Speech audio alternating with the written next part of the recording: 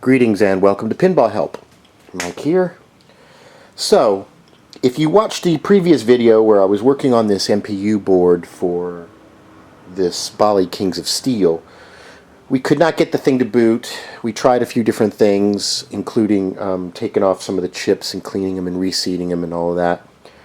I put it back in the game, did not boot. We got that single flash and stayed on. So we're not even getting past the first part of the self-tests on the MPU board. So I've pulled the board and I've made a little test bench here that allows me to work on the board outside of the machine just to get it to boot up and to do some of the basic things. So show you how this little test bench is set up. I have a PC power supply here. This is basically your standard ATX power supply. Anybody who's worked around computers will usually have a whole bunch of them laying around. So I've got this, and I've got this thing will put out 5 volts and 12 volts, which is what you need to boot the MPU board. So we're basically using this as a power supply to light up this board so we can work on it outside of the machine. So how you do that is you'll see these connectors here. They're the peripheral connectors for the hard drives, and you'll see there's black, yellow, and red wires on them.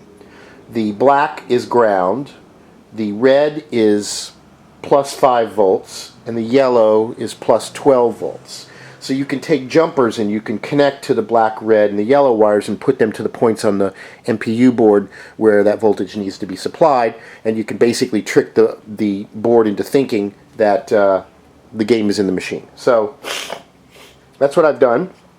I've taken jumpers and I've connected the black to the ground to test point 4, the 5 volts to test point 5, and the 12 volts to test point 2. All you have to do, you don't have to connect it to any kind of a connector. Excuse me, my allergies today. You don't have to connect it to a connector. You can just connect it to the test points and it'll get fed through the rest of the board. So we're going to power this game up, make sure everything is nicely seated, and I'm probably going to make a connector that'll plug into the drive connectors that'll plug into something else, so it'll be nice and neat. But this is the kind of the way you could just kind of rig it. So we'll flip it on. See, here's the LED right here in question. So let's see if what we get with it. Okay, so there's our LED. So we'll flip this on. There you go. See, it sticks on, doesn't blink at all. Okay. So the information that's out there indicates that it's possibly one of these 3 chips, U6, U10, or U9. U9 is the main CPU. That's a Motorola 6800 CPU. U10 is a 6821 PIA peripheral interface adapter, I believe. And then U6 is the main system ROM that everything boots off of. So if any of these 3 are malfunctioning, this won't even get to the first flash. So what I'm going to do now is try to figure out if it's one of these 3 things right there that's stopping it. So what we need is a good board to test it from. So I'm going to shut that down. I'm going to unplug this. And luckily, I didn't even think I had a board because I basically don't have a whole lot of extra stuff laying around. So, but here's a board, and this is from a Stern memory lane. This is it's a Stern board, but they made it's a copy of the Bally-35. It's almost identical, so it's an easy one to use. You can see this has some pretty decent battery damage on it. We'll just put this in here also. Okay, so I've got my multimeter right here set to. Let's see if I can put this in the frame. Okay, so you can see. So, all right, we're going to turn this on. Here's our LED right. Okay, this is hard to do. Okay, here's our LED right there. Make sure all the connectors are right. Hit it. 1, 2, 3, 4, 5, 6.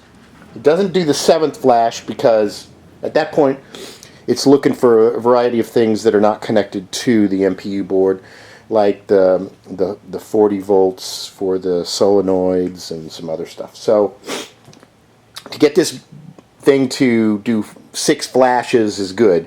That's as much as we can expect the way it's wired right now. So this is a good test bed to find out what's wrong. So what I'm going to do is I'm going to pull one chip at a time off of the other board, throw it in here. If this thing doesn't start up, then I know that's a problem, because we'll use deductive reasoning to find out what the problem is.